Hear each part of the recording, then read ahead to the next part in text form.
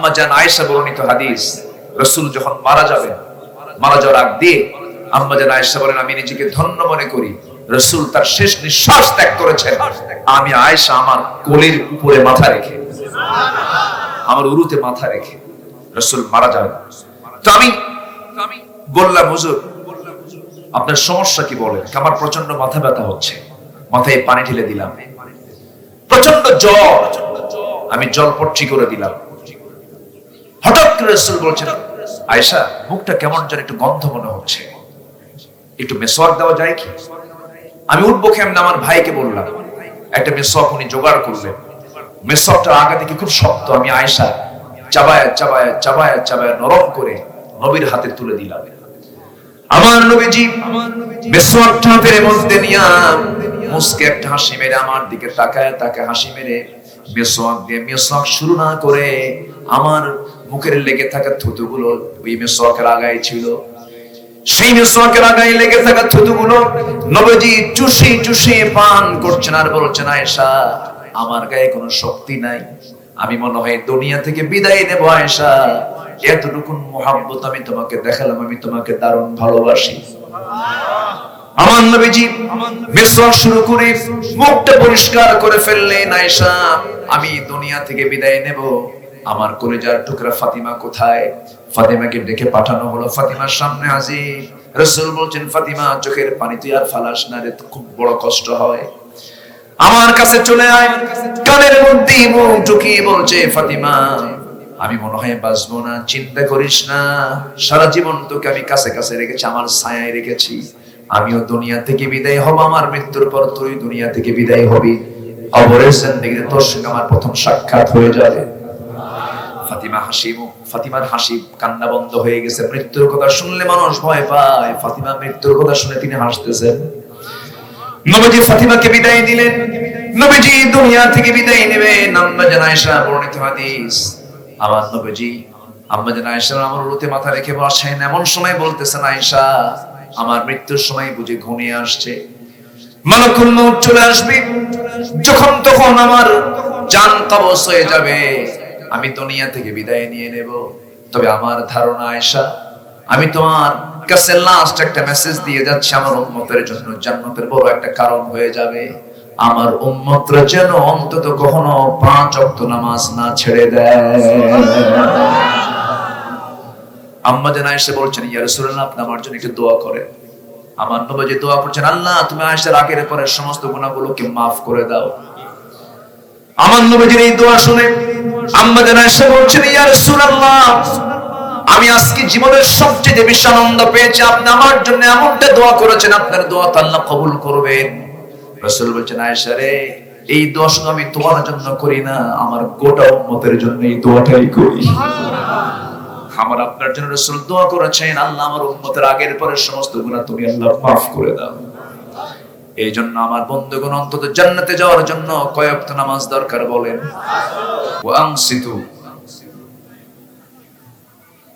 ওয়া ইযা কুরিআল কুরআন ফাসতামিউ লাহু ওয়া আনসিতু, চুপ থাকো, মনোযোগ সহকারে শোনো। এই দুটো হুকুম কার? আল্লাহ, আল্লাহ তাআলা। এবং পিছনে কিছু মহিলাদের কিচিরমিচির আওয়াজ শোনা যাচ্ছে, ওটাও খেয়াল করার চেষ্টা করেন যেন কোনো আওয়াজ মাহফিলে যেন কোনো বাধার বিঘ্নতা সৃষ্টি না করে। কারণ কোরআনের মাহফিলে যদি কেউ বেয়াদব প্রমাণ হয়ে যায় আল্লাহর আদালতে খবর আছে কিন্তু, ঠিক আছে না? যেন কোনো বেয়াদবি না হয়। কারণ আমরা শুনতে এসেছি কোনো ব্যক্তির কথা নয়, শুনতে এসেছি কোন কিতাবের কথা বলেন তো? কোরআনের কথা। এই ইখলাসটা যেন আমরা ঠিক রাখতে পারি, আল্লাহ কবুল করুন, জোরে বলি আমিন। সম্মানিত ভাইয়েরা, আজান হয়তো 40-50 মিনিট পরে আজান দেবে, কিন্তু আজকে আমরা নামাজটা নির্দিষ্ট সময়ের চাইতে একটু পরে, আখির নয়, আউয়াল নয়, মাঝামাঝি, আওসাত, মাঝামাঝি একটা সময়ে আমরা নামাজটা পড়ব। নাকি আমরা নামাজ না পড়ার সিদ্ধান্ত নিয়ে আসছি? ভালো করে রাখুন। আমার দেশে ওয়াজ শোনার লোক বেশি না নামাজ পড়ার লোক বেশি? নামাজ পড়ার লোক কম। হুজুর ওয়াজ শুনতে মজা পাই, কিন্তু হুজুর পানি ঠান্ডা, হুজুর পানি ঠান্ডা। আপনি গরম করে করেন, আপনি পানি স্পর্শ করতে পারছেন না, আপনি তায়াম্মুম করেন। আল্লাহ কত সুযোগ, দাঁড়িয়ে পারেন না বসে পড়েন, বসে পারেন না শুয়ে পড়েন, তবুও নামাজের কোনো মাফ নাই। আপনি ওয়াজে না আসলে আপনি গুনাহগার হতেন না, কিন্তু এই যে আসর নামাজ সামনে আসতেছে, নামাজ না পড়লে সওয়াব না গুনাহ? শুধু গুনাহ না, জাহান্নামের কারণ, জাহান্নামের কারণ। তো আমরা নামাজটাকে মাথায় নিয়েছি, আমরা নামাজ আমরা যত সময় একটু পরে পড়ব, আমরা কোনো নড়াচড়া করব না।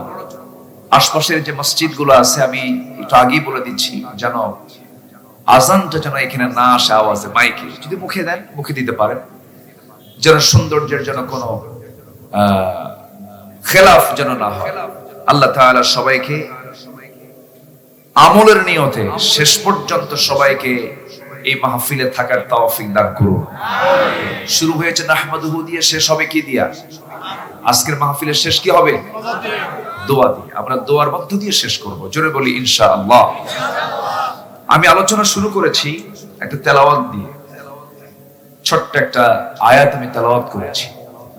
এই আয়াতের পরিপূর্ণ হক যদি আদায় করতে চাই, এই সীমিত সময় আমি পারবো না, এটাও বলে দিচ্ছি, তবে সংক্ষিপ্ত করে যতটুকু সম্ভব আমি দেওয়ার চেষ্টা করব, জোরে বলি ইনশাআল্লাহ।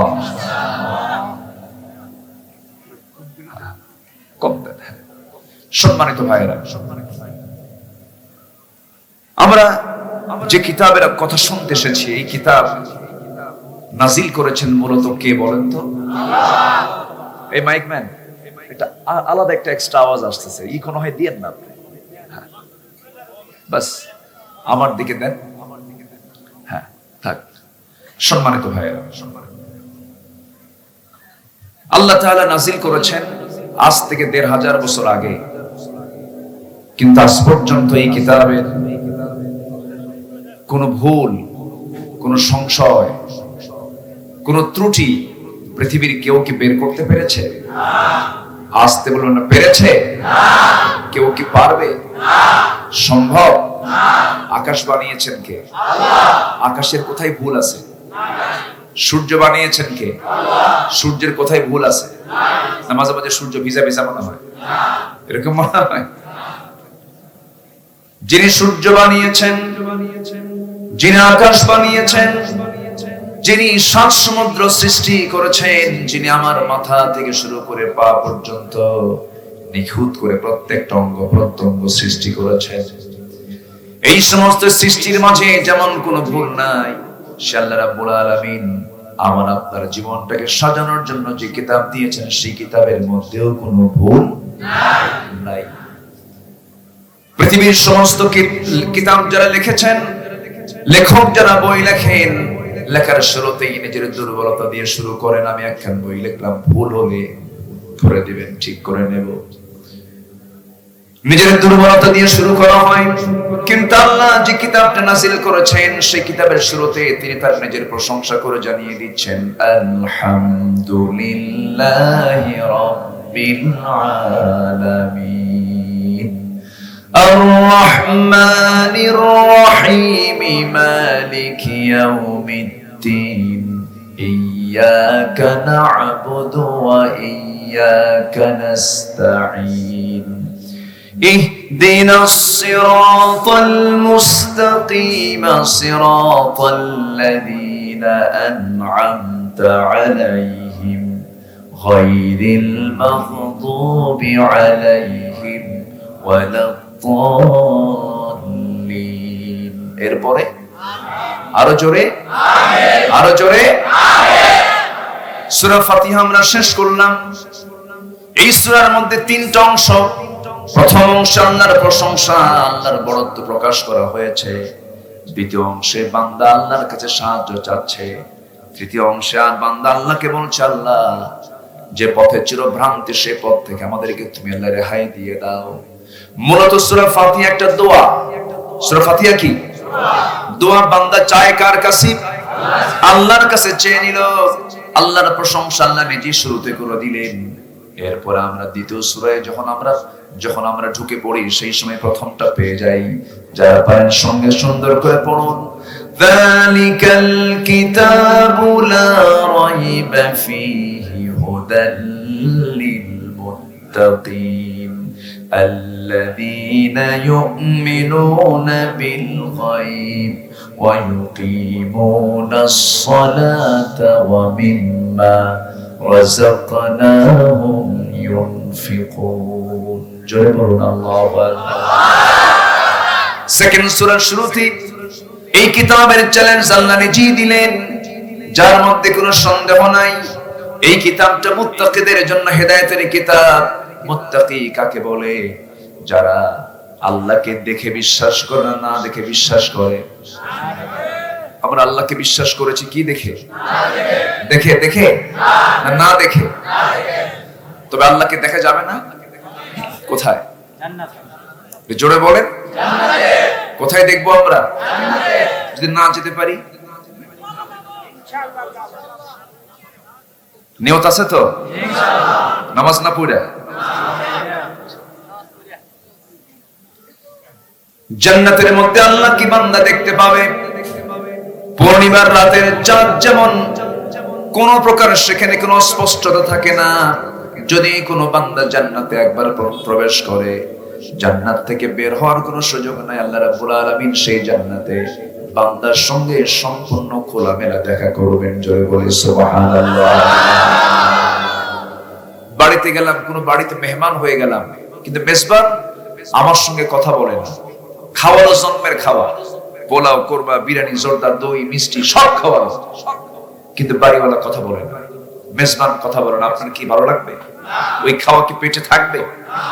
মজা পাবেন? কিন্তু আপনি এমন বাড়িতে গেছেন, লোকটা গরিব, আপনি মেহমান হয়ে গেছেন, আদা সিদ্ধ ডাল, মোটা চালের ভাত, সামান্য কিছু খাবারের ব্যবস্থা করে বাড়িওয়ালা খুব সুন্দর করে মিষ্টি মুখে কথা বলছেন, ভাইজান আমি কোনো খেদমত করতে পারলাম না, কি জন্য খাওয়ালাম? এই যে মিষ্টি মুখে কথা বলছে, কোনটা বেশি মহব্বত লাগবে? আদা সিদ্ধ ডালটাই ভালো লেগে যাবে।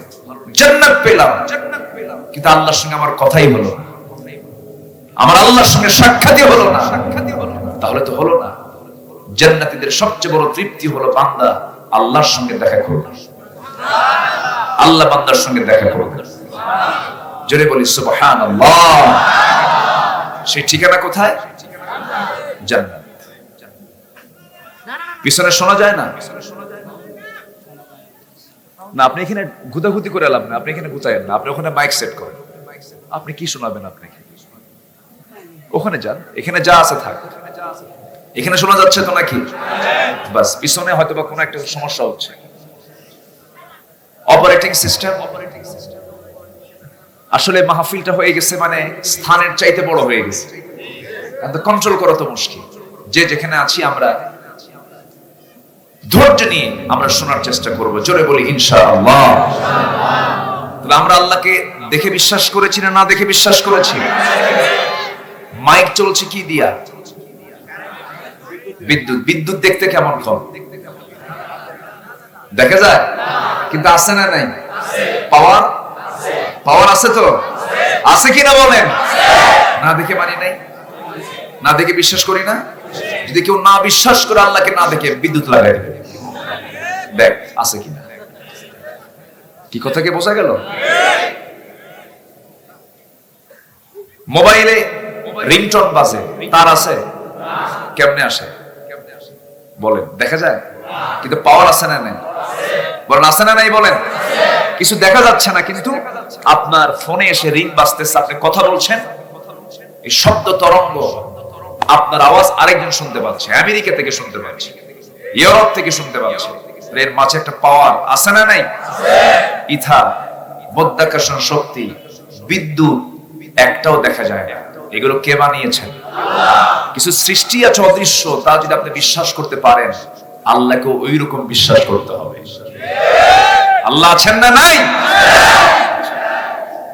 আমার ভাইয়েরা, যারা আল্লাহকে না দেখে বিশ্বাস করবে, অদৃশ্যকে যারা বিশ্বাস করবে। একজন পয়গম্বর আল্লাহকে দেখতে চেয়েছিলেন, 40টা দিনের জন্য তিনি তুর পাহাড়ে গিয়েছিলেন।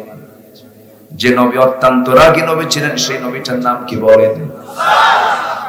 এত জোরে বললেন, মনে হচ্ছে বাড়ি আশেপাশেই হবে, খুব জোরে বলে ফেলেছে। কিন্তু ওনাকে আমরা যদিও মিশরে ওনার ইতিহাস পেয়েছি, কিন্তু আমরা তাকে খুব কাছে টেনে নিয়েছি, তাই না? কাছের নবী না? আমাদের নবী না তিনি? তিনি আমাদেরও। আমার বন্ধুগণ, মুসা আলাইহিস সালাম যদি আল্লাহর নবী হয়ে থাকেন, সেই নবী পর্যন্ত আল্লাহকে দেখতে গিয়ে পারলেন না, কারণ চর্মচক্ষু দিয়ে আল্লাহকে দেখা যাবে না, এই চোখ পারবে না, এই চোখটা ক্লান্ত হয়ে যাবে। এই জন্য দুনিয়াতে বান্দা আল্লাহকে দেখতে না পেলেও জান্নাতে দেখতে পাবে, তখন চোখের পাওয়ারটা কে দিবেন? আল্লাহ দিয়ে দিবেন। আল্লাহ বলছেন মুত্তাকি তারাই যারা আল্লাহকে না দেখে বিশ্বাস করবে, যারা নামাজ কায়েম করবে। আমি যে রিজিক দিয়েছি, আমি যে তাকে সম্পদ দিয়েছি, সেই সম্পদ থেকে কিছু অংশ আমার পথে খরচ করবে। 100 মণ ধান উৎপাদন করেছে, 10 মণ ধান ওসর হিসাবে, 20 মণ ধান ওসর হিসাবে সে দিয়ে দেবে। সম্পদ যে দিয়েছি আমি তাকে, যাকাতের নিসাব পরিমাণ সম্পদের মালিক হলে তা থেকে কিছু অংশ সে আল্লাহর পথে দিয়ে দেবে, গরিবকে দিয়ে দেবে। কার ওয়াদা? আল্লাহ। আসতে বলবেন না, কার ওয়াদা? আল্লাহর ওয়াদা। এগুলো মুত্তাকিদের কাজ। নাম্বার 4 হলো যারা কিতাবকে বিশ্বাস করবে। নাম্বার 5 হলো যারা আখিরাতকে বিশ্বাস করবে। আখিরাত আছে না নাই? আছে। কি অনেক গ্রামের অনেক তিড়িমার খেলো কিছু আছে, দেখবেন বলে হুজুরা শুধু ওয়াজ করে, আখিরাত আবার কিসের? আছে, কিন্তু আছে না নাই? আছে। মরে গেলে হাড্ডি হয়ে যাব, ছিঁড়ে গেলে তেনা, মরে গেলে হাড্ডি হয়ে যাব, কিসের তাজা হব? আবার হুজুরা কি গল্প করে, ওয়াজ করে। আমার বন্ধুগণ, কোরআনের জ্ঞান যার যত গভীর অর্জন হবে, আখিরাতের প্রতি তার বিশ্বাস তত গভীর হয়ে যাবে। এই জন্য আমি শুরুতেই বলবো, মাহফিলে যারা আসছি আমরা সবাই কোরআনটাকে শিখবো। জোরে বলি ইনশাআল্লাহ।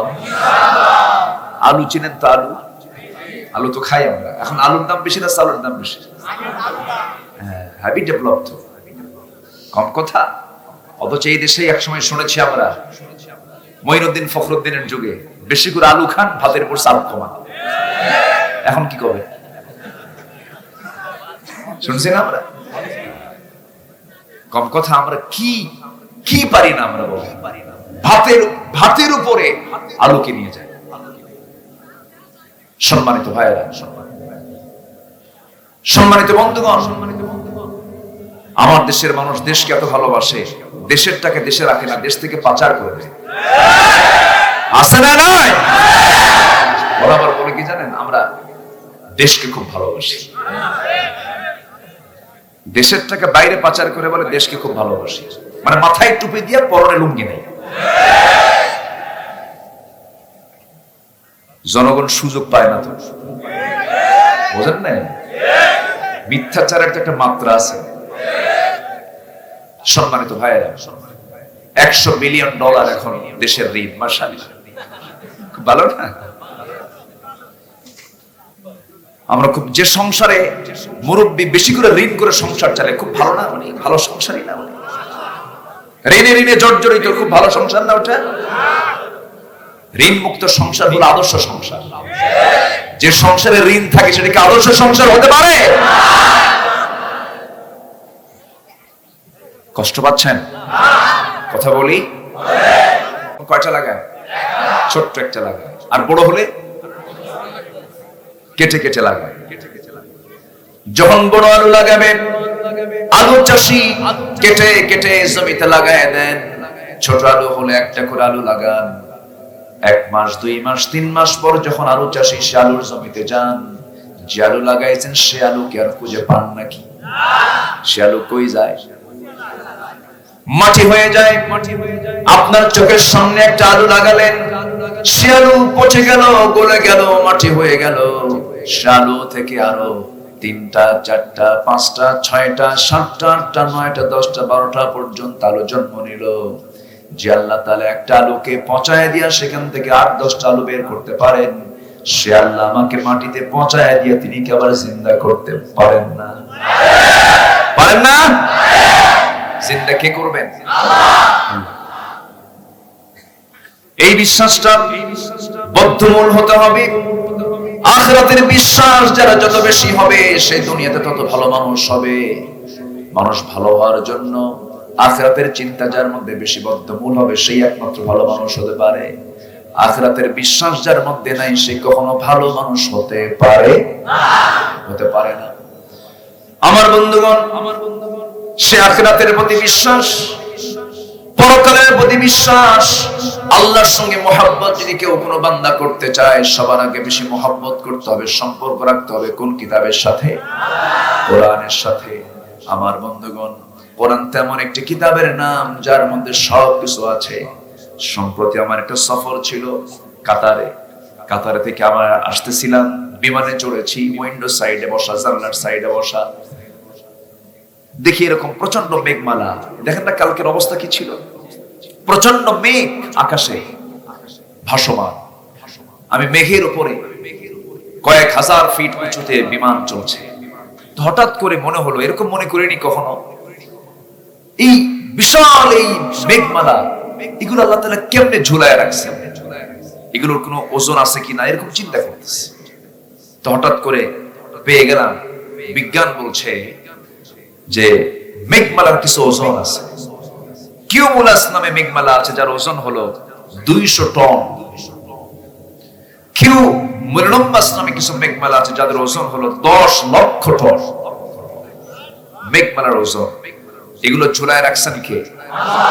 ফেলে দিলে সব স্বপ্ন শেষ। আমার বন্ধুগণ, মনে মনে চিন্তা করলাম, আল্লাহ বিজ্ঞান বলতেছে ওজন আছে, তোমার কালামে তুমি কি বলেছো দেখি তো। খোঁজা শুরু করে দিলাম। আল্লাহ রাব্বুল আলামিন এক জায়গায় বলছেন, হুয়াল্লাযী ইউরীকুমুল বারকা খাওফান ওয়া তামআন ওয়া ইউশিস সাহাবাস সিকাল। জোরে বলুন আল্লাহু আকবার। তিনি সেই মহান প্রভু যিনি মহাশূন্যে তোমাদের জন্য বিদ্যুৎ দেখান ভয়ের জন্য, আসার জন্য, এবং তিনি মেঘমালাকে ওজন আকারে মহাকাশে তিনি ঝুলিয়ে রাখেন, ঝুলন্ত করে রাখেন। ভারী মেঘমালা তিনি ঝুলায় রাখেন। অর্থাৎ কোরআনটা বলে দিচ্ছে মেঘের ওজন আছে। বিজ্ঞান প্রমাণ করেছে না? বিজ্ঞান কোরআন থেকে ধার নিয়েছে, কোরআন থেকে ধার নিয়েছে। সব জ্ঞান, পৃথিবীতে যত জ্ঞান আছে সমস্ত জ্ঞানের মূল সোর্স হলো কোরআন। কোরআন যারা জানা হবে তার সব জানা হয়ে যাবে। জোরে বলি সুবহানাল্লাহ। কোরআন যারা জানে তাদের কেবল হুমকি দেয়, তোমরা কি জানো, বুঝলে? ওরা আবার বলে আমরা কি কোরআন বুঝি না, হুমকি ধামকিও দেয়। আবার এটাও বলে আগামীকাল ঈদুল আজহার জানাজা নামাজ আছে না, এত জানাজা, ঈদুল আজহার জানাজা নামাজ। আমার বন্ধুগণ, কোরআন যে জানে সে জান্নাত পাবে, কোরআন যে জানে না সে জান্নাত পাবে কেমনে? কারণ কোরআনই তো আছে রাস্তা কোনটা জান্নাত কোনটা জাহান্নাম। না জেনে না বুঝে জান্নাত পাওয়া যাবে না। পরীক্ষা অংশগ্রহণ করলেন কিন্তু আপনি পড়েন নাই, আপনি পাস করবেন না, ফেল করবেন। এই জন্য জান্নাত পাওয়ার জন্য যে কিতাবটা পড়তে হবে সেই কিতাবের নামটা কি বলেন?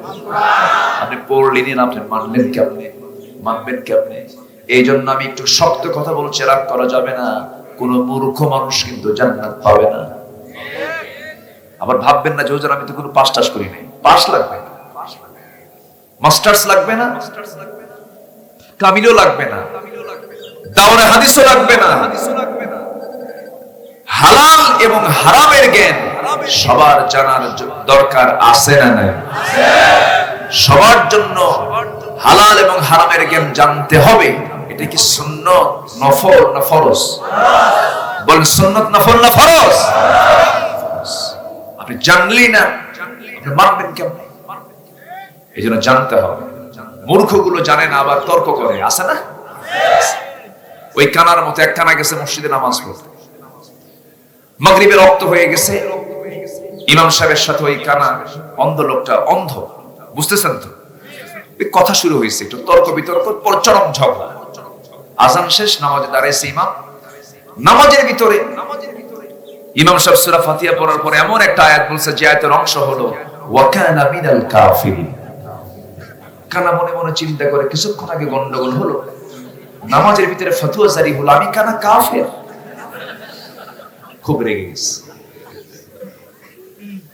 রাগে গোসায় ফেটে পড়ে চলে গেছে বাড়িতে। দ্বিতীয় দিন আবার নামাজে আসছে। এদিকে যিনি ইমাম তার আবার একটা পা হলো খাটো, ন্যাংরা গোছে, ন্যাংরা সাইজ। তো পরের দিন সন্ধ্যায় মাগরিবের নামাজ পড়তে এসে নামাজে যখন পিছনে দাঁড়াইছে অন্ধ লোকটা, কানা লোকটা, আগের সন্ধ্যায় যে সূরা, পরের সন্ধ্যায় সেই সূরা যখন বলছে নামাজের মধ্যে ওয়া কানা মিনাল কাফিরিন, এই দিন আর অন্ধ লোকটা, কানা লোকটা আর নিজেকে নিয়ন্ত্রণ করতে না পেরে নামাজের মধ্যে উল্টা লোকমা ওয়া লাগরানা মিনাল ফাসিকিন। আমি কানা যদি কাফের হই, তুই ন্যাংরা হলি ফাসিক। এরা কোরআন বসে ওই কানার মতো। আসতে বলবেন না, জোরে বলুন ঠিক কিনা? তাই যদি না হয়, মদখোর, সুদখোর, জেনাকার, খুনি, বড় বড় দাগি দাগি মাস্তানগুলো রাজপথে প্রকাশ্য ঘুরে বেড়ায়। আর সমাজের যারা শ্রেষ্ঠ সন্তান, আল্লাহর কাছে যারা সবচেয়ে দামি মানুষ, আলেমদের হাতে হাত করা থাকে। আমি কি ভুল বলছি? আমি কি ভুল বলছি? এই সমস্যা শুধু এই দেশের নয়, গোটা বিশ্ব জুড়ে ইসলামকে নির্মূল করার ষড়যন্ত্র শুরু হয়েছে। বাইতুল আকসাকে অবরুদ্ধ করে রাখা হয়েছে।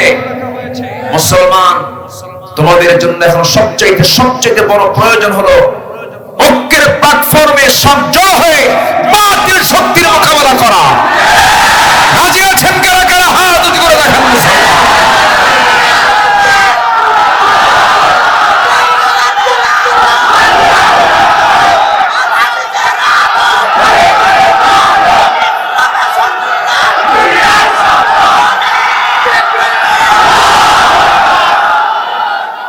আল্লাহ কবুল করুন, জোরে বলি আমিন, আরো জোরে আমিন। সম্মানিত ভাইয়েরা, অনেকে সস্তায় জান্নাত খোঁজে, আছে না? সারা জীবন সুদখোর, সারা জীবন ঘুষের টাকা কামাই করেছে, শেষ জীবনে এসে বলে হুজুর একটু 3 সিল্লা দেব। আছে না নাই? আপনি আরেকজনের হক মেরে আপনি কপাল কালো বানাবেন, এত সস্তা জান্নাত না। ইসলাম এত সস্তায় আসে নাই। আজও পৃথিবীতে সাহাবায়ে কেরামদের উত্তরসূরি আছে না নয়? আজও আছে। ফিলিস্তিন যান, দেখেন মুজাহিদ কাকে বলে। সন্তান শহীদ হয়ে গেছে, মা হাসে, মা হাসে আর বলে আমি শহীদের মা হতে পেরেছি। সুবহানাল্লাহ বলবেন না? রাতে বাসর ঘর, বড় ডাক্তার, এক মহিলা ডাক্তার, বাসর ঘর ছেড়ে সে পাথর কুড়াচ্ছে। বল পাথর কুড়াও কেন? তোমার না বাসর ঘর আছে? বলতেছে বাসর ঘর জান্নাতে হবে। বাইতুল আকসাকে আমরা মুক্ত করব, পাথর কুড়াচ্ছি, বাতিলকে মোকাবেলা করব। তো জান্নাত তারা পাবেন না তো কারা পাবেন? সস্তা আমল দিয়ে জান্নাতে তো সস্তা না। দিন কায়েমের জন্য বিশ্বনবীজির কোমর হারাতে হয়েছে। খন্দকের পরীক্ষা খনন করতে গিয়ে আমার নবীজি কোদাল মারতে মারতে কোমর কুঁজো হয়ে গেছে। বাকি জীবনে আমার নবীজি কোমর সোজা করে কখনো দাঁড়াতে পারেন নাই। উহুদের ময়দানে কাফেররা তার মুখে দাঁত পাথর মেরে দিয়েছে, সামনের 2টা দাঁত ভেঙে গেছে। আমার নবীজি বাকি জীবন তিনি সামনের 2টা দাঁত হেরেই তিনি কথা বলেছেন। মুখের সৌন্দর্য নষ্ট হয়ে গেছে। যেদিন কায়েমের জন্য নবীর কপালে লোহা বিদ্ধ হয়, দাঁত ভাঙতে হয়, কোমর হারাতে হয়, সে দাঁত ভাঙ্গা ইসলাম, কোমর হেরে যাওয়া ইসলাম এমনি এমনি আসবে না। অবশ্যই বাতিলদের মোকাবেলায় আমাকে আপনাদের সামনে ঝাঁপিয়ে পড়তে হবে, ঠিক কিনা? ঝাঁপিয়ে পড়তে হবে। আমার বন্ধুগণ, অনেক কথা আছে, মুলায়াতের দিকে আস্তে আস্তে চলে যাচ্ছি। এই দুনিয়া তো আমার আসল জায়গা নয়, যে কোনো মুহূর্তে বিদায় নিয়ে নেব। এখানে আজকের মাহফিলে লক্ষ্য করছে যুবকদের উপস্থিতি সবচাইতে বেশি। যুবকরা আজকের মাহফিলে বেশি, এটি ইতিবাচক দিক বলি আলহামদুলিল্লাহ। যুবকরা ভালো থাকতে চায়, কিন্তু যুবকদের মধ্যে কিছু উচ্ছৃঙ্খল নেতা আছে, তারা ভালো থাকতে দেয় না। কোরআন হাতে তুলে না দিয়ে অস্ত্র হাতে তুলে দেয়, নামাজের কথা না বলে ওদের হাতে গাছা তুলে দেয়। আছে না নয়? চাঁদাবাজি শিখায়, সন্ত্রাসী শিখায়, ইয়াবা খাওয়া শিখায়, মদ খাওয়া শিখায়, নেতার কাছে নারী সাপ্লাই দেয়। আছে না নয়?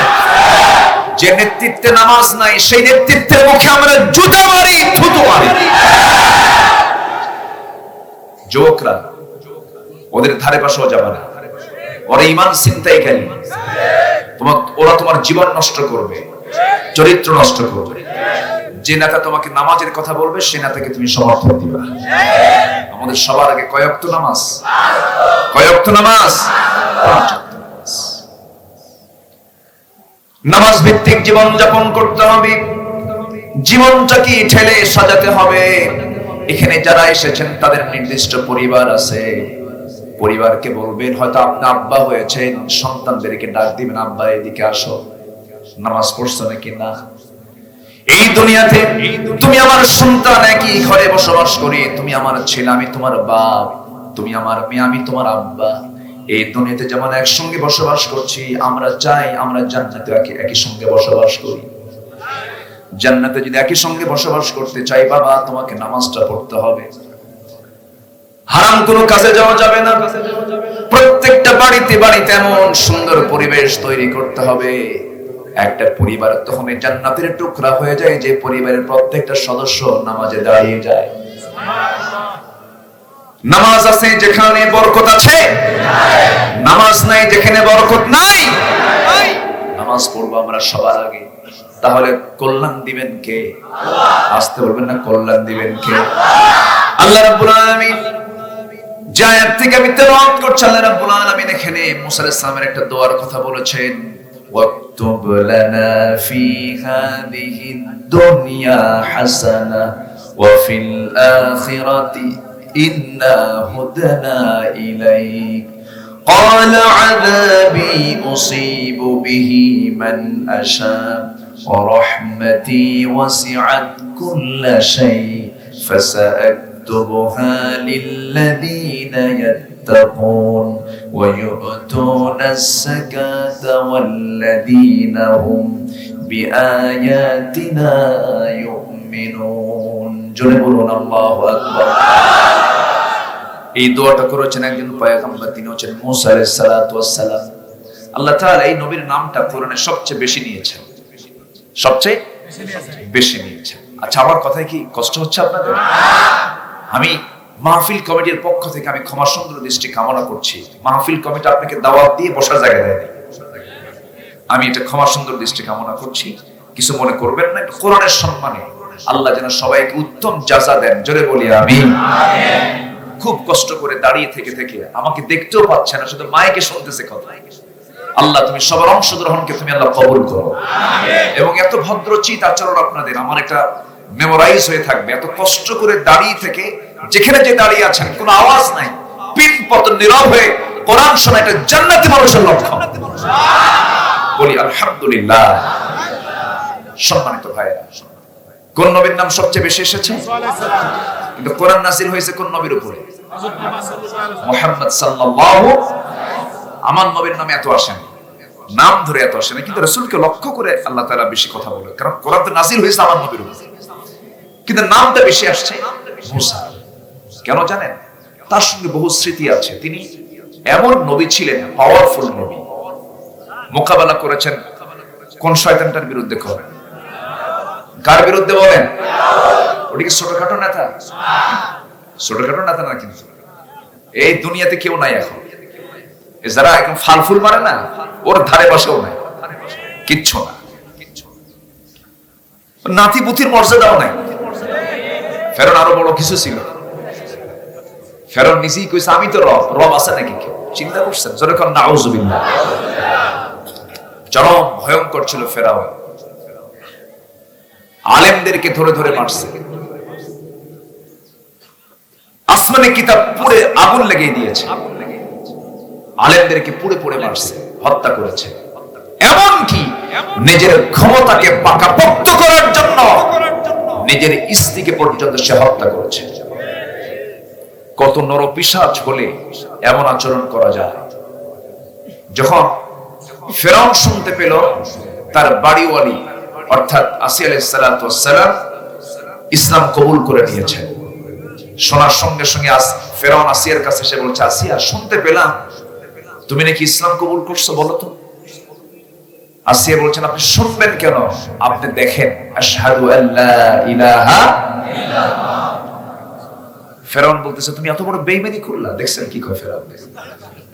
বেঈমান, বেঈমান কি বলতেছে? ফেরাউন বলতেছে, আসিয়া তুমি আমার সঙ্গে এরকম বেঈমানি করলা। দেখেন বেঈমান কি করে। এরকম বেঈমান আজকের সমাজেও আছে না নাই?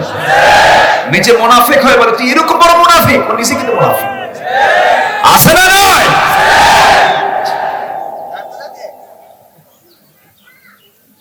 আসিয়া বলছেন, আমার স্বামী আপনি কিছু বলতে চাচ্ছেন? আমি তোমাকে জোর তাকিদ দিচ্ছি, তুমি দিন ছেড়ে দাও, ছেড়ে দাও, ছেড়ে দাও। আসিয়া বললেন, আমার স্বামী আপনার ধমক যত বাড়বে আমার ঈমান তত পাকা হবে। জোরে বলি সুবহানাল্লাহ। আপনি যত বড় ধমক দিবেন আমার ঈমান তত পোক্ত হয়ে যাবে। ফেরাউন বলল, আসিয়া এই রাষ্ট্রের সেকেন্ড মানুষ তুমি, তুমি হলে ফার্স্ট লেডি অফ ইজিপ্ট। এই রাষ্ট্রে তুমি হলো দ্বিতীয় নাগরিক, আমার পরেই তোমার জায়গা, তোমার দাম অনেক বেশি, এই জনপদ আমি তোমাকে দিয়েছি, তোমাকে এত সম্মান দিলাম, তুমি আমাকে এই উপহারটা দিলে, এটা কেমন কথা? ইসলাম তোমাকে ছাড়তে হবে। ফার্স্ট লেডি, যেরকম জো বাইডেন আমেরিকার প্রেসিডেন্ট, সে দেশের ফার্স্ট লেডি তার বউ।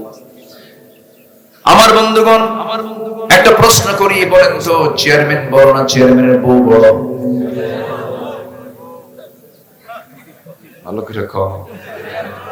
হ্যাঁ, বউ বড়, পাওয়ার কিন্তু কম না। Mrs chairman. এক রাজা প্রজাদের মাঝে ঘোষণা করছে, যে প্রজা বইয়ের কথা শোনে তাদেরকে একটা করে ডিম দেওয়া হবে, আর যে প্রজা বইয়ের কথা জীবনের শোনে নাই তাকে একটা করে ঘোড়া দেওয়া হবে। রাজা গোটা দেশে ফরমান জারি করছে, গোটা দিনে একটাও খুঁজে পাওয়া যায় নাই যে বইয়ের কথা শোনে না। বিকেল বেলা এক বেচারি এসে বলতেছে, রাজা মশাই জীবনে আমি কোনোদিন বইয়ের কথা শুনিনি। তাই? আস্তা বলে যাও, একটা ঘোড়া নিয়ে তুমি চলে যাও। সে একটা ঘোড়া নিয়ে চলে গেছে বাড়িতে। ঘোড়াটার কালার গুলো কালো। তো বাড়িতে যখন ঢুকেছে কালো ঘোড়া, বউ দেখে বলতেছে, তুমি এই ঘোড়া আনছো কোন জায়গা থেকে? কিন্তু এটা পাইছো উপহার। তো আনছো আনছো ভালো কথা, কালো ঘোড়া কেউ কেনে নাকি? কেউ নেয় নাকি? যাও এটা পাল্টায় লাল ঘোড়া নিয়ে আসো। কথা কি বুঝতেছে? ফিরে চলে গেছে রাজার সামনে, রাজা মশাই ঘোড়াটার কালার ঠিক হয় না, এটা লাল ঘোড়া নিতে হবে। কে তোর এই পরামর্শ দিল? কে বউ আমারে শিখাই দিল। রাজা বলতেছে, ঘোড়া থুইয়া ডিম নিয়ে আসা। সন্ধ্যার পর রাজা নিজে রানীর সামনে দাঁড়ানো। রানী মুসকি মুসকি হাসে আর বলে, পাইছেন কি, পাইছেন কি? কে পাইছিলাম একটা, তাও দেখি সে বইয়ের কথা এসে। এখন রানী বলে, রাজা মশাই যারা বইয়ের কথা শোনে তাদেরকে অন্তত ঠকানোর দরকার নাই। ডিম ছোট্ট একটা উপহার হলো, ঘোড়ার বিপরীতে। একজনকে ঘোড়া দিবেন আর একজনকে ডিম দিবেন, ঠিক হয়? অন্তত ডিমটা না দিয়া 5 কেজি করে চাল দেন। আচ্ছা ঠিক আছে। পরের দিন মন্ত্রী বৈঠকে রাজা মশাই বলতেছে, শোনো, যারা বইয়ের কথা শুনবে তাদেরকে ডিম দেওয়ার পরিবর্তে 5 কেজি করে চাল দেওয়া হবে। খাদ্যমন্ত্রী বলছে, রাজা মশাই এই পরামর্শ আপনাকে দিল কে? রানী আমারে শিখায়। কথা বুঝেন নাই? তাহলে এখন বলেন, বইয়ের কথা শোনে নাকি? সবাই। মিসেস চেয়ারম্যান কিন্তু কম না, মিসেস ফেরাউন কিন্তু কম না, বিশাল বড় পদ। আসিয়া আলাইহিস সালাতু ওয়াস সালাম সেই পদ ছেড়ে দিলেন। সুবহানাল্লাহ বলবেন না? সেই পদ ছেড়ে দিলেন, দুনিয়ার সমস্ত নাজ আর নিয়ামত সব ছেড়ে দিলেন। ফেরাউন বলছে, আসিয়া আমি তোমাকে এত দাম দিলাম, এত সম্মান দিলাম, আজকে তুমি আমার সঙ্গে এত বড় বেঈমানি করলে, এটা কি তোমার জন্য উচিত হলো নাকি? আসিয়া বলছেন, আমার স্বামী গো, আপনি আমার স্বামী, আমি আপনার স্ত্রী। আপনার আপনার আপনার যৌবন আমার কাছে আমার যৌবন আপনার কাছে, আমি আপনাকে দারুণ ভালোবাসি। ভালোবেসে আমি আপনাকে দাওয়াত দিচ্ছি, আপনিও দিন গ্রহণ করুন, একসঙ্গে আমরা জান্নাতে থাকবো। কি সুন্দর করে দাওয়াত দিচ্ছেন। কিন্তু ফেরাউন বুঝলো না। ফেরাউন বলল, আসিয়া, আমি তোমাকে শক্ত নির্দেশনা দিয়ে দিলাম, না যদি ছাড়ো শক্ত হাতে মোকাবেলা করব। এই কথা বলি, ফেরাউনের এক দাসী ছিল, কালিমা পড়ে সে মুসলমান হয়ে যায়। তার বাম হাতের মধ্যে পেরেক, ডান হাতের মধ্যে পেরেক ঢুকালো। 4 হাত পা পেরেক দিয়ে আটকিয়ে দিয়ে একটা একটা করে অঙ্গ কেটে ফেলা হলো। আসিয়াকে বলছে, আসিয়া, তোমাকে এই নির্মম কায়দায় দুনিয়া থেকে বিদায় করা হবে, তুমি এখনো কি সিদ্ধান্ত বলো? আসি চিত্র দেখলেন, ফেরাউনের দাসী দুনিয়া থেকে বিদায় নিয়ে নিল। বাতিল শক্তির কাছে মাথা নত করলো না। এবার আসিয়ার ব্যাপারে হামান পরামর্শ দিল। মন্ত্রী হামান বলছে, ফেরাউন শোনো, বুকের শত্রু বড় শত্রু, আসিয়াকে আউট করে দাও। মন্ত্রী পরিষদ বৈঠকে চূড়ান্ত পাশ হয়ে গেল। ফিরআউন ওয়া হামান ওয়া জুনুদাহুমা চূড়ান্ত আকারে যখন পাশ হয়ে গেল, আসিয়া আলাইহিস সালাতু ওয়াস সালামকে তারা করাত দিয়ে চিরে 2 টুকরা করে বিদায় করে দেবে। সিদ্ধান্ত পাকাপোক্ত হলো, আইন আকারে পাশ হলো। চিন্তা করে দেখুন, একজন মানুষ কত নিচে নামলে পরে নিজের বউকে পর্যন্ত দুনিয়া থেকে বিদায়ের সিদ্ধান্ত নিয়ে নেয়। শেষ পর্যন্ত করলো কি, আসিয়াকে বলল, আসিয়া, এখনো সময় আছে, তুমি কি করবা বলো? আসিয়া বলছেন, আমার নাকের মধ্যে আমি জান্নাতের গন্ধ পাওয়া শুরু করে দিয়েছি। করার সামনে হাজির করা হলো। সেই করার যখন কবলে ঠেকানো হলো, 2 টুকরা করে দুনিয়া থেকে বিদায় করে দেওয়া হবে, এমন সময় জাল্লাদ তাকে শেষবারের মতো বলে ফেললো। সঙ্গে সঙ্গে আছে একটা দোয়ার জন্য আল্লাহর দরবারে তিনি প্রার্থনা করতে লাগলেন।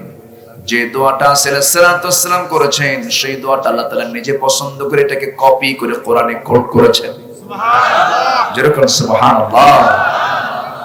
আসিয়া কি দোয়াটা করেছেন, সেই দোয়া আল্লাহ রাব্বুল আলামিন কোরআনে কোট করেছেন। তিনি বলছেন, রব্বি বিনিলি ইনদাকা বাইতান ফিল জান্নাতি ওয়া নাজ্জিনি মিন ফিরআউনা ওয়া আমালিহি। ওয়াল্লাহ, তুমি আমার জন্য একটা ঘর বানায় দিবা, ইনদাকা, তোমার কাছে, বাইতান, একটা ঘর, ফিল জান্নাহ, জান্নাতের মধ্যে। কিন্তু এই দূরবর্তী জান্নাত আমি নেব না, যে জান্নাত থেকে তুমি দূরে থাকবে, তোমার ঘরে একটা ঘর তুমি আমাকে জান্নাতের মধ্যে তুলে দিবা। সুবহানাল্লাহ। আল্লাহকে দূরে নিয়েছেন না কাছে নিয়েছেন?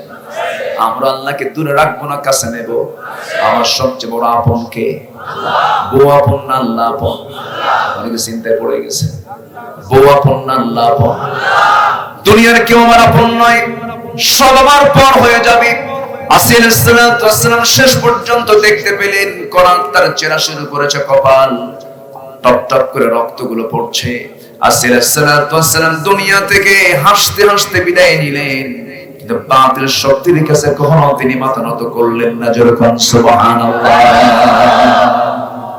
ঈমান এমন ঈমান আমরা লালন করব। জোরে বলি ইনশাআল্লাহ, আর জোরে বলি ইনশাআল্লাহ। আসিয়া ছিল কার ঘরে? কার ঘরে? আর আমার মা বোনরা কার ঘরে? মুসলমানের ঘরে থাকার পরেও ঈমান নাই। মুসলমান ঘরে থাকার পরেও ঈমান নাই। আর আসিয়া ফিরআউনের ঘরে থেকে ঈমান টিকে রেখেছে। একটা মাছ আছে, যে মাছটা বাইম মাছের ছোট ভাই, কি নামটা? গোচই মাছ। গোচই মাছ, বাইম মাছ, এর বসবাস কোথায়? কাদায়। কিন্তু মাছের ভিতরে সবচেয়ে পরিষ্কার গা কোন মাছের? বাইম মাছের। ওর গায়ে কোনো কাদা লাগে না। ইমানদারের জীবন হবে এমন, হাজারো পাপ তার সামনে ঘোরাফেরা করবে, পাপের ধারে কাছে ইমানদার যাবে না। আমরা পাপকে ছাড়বো। জোরে বলি ইনশাআল্লাহ। 2 রাকাত সুন্নাত পড়তে পারেন নাই, 2 রাকাত নফল আপনার বাদ পড়ে গেছে, এটা আপনার জন্য যত লস, তার চাইতে বেশি লস হচ্ছে গুনাহ করা। গুনাহ জীবন থেকে যত কম হবে, জান্নাতে যাওয়া আপনার জন্য তত সহজ হয়ে যাবে। আমরা গুনার ধারে পাশে যাব না। জোরে বলি ইনশাআল্লাহ, জোরে বলি ইনশাআল্লাহ। সেই মুসা আলাইহিস সালাম তিনি দোয়া করছেন আল্লাহর কাছে। কি দোয়া?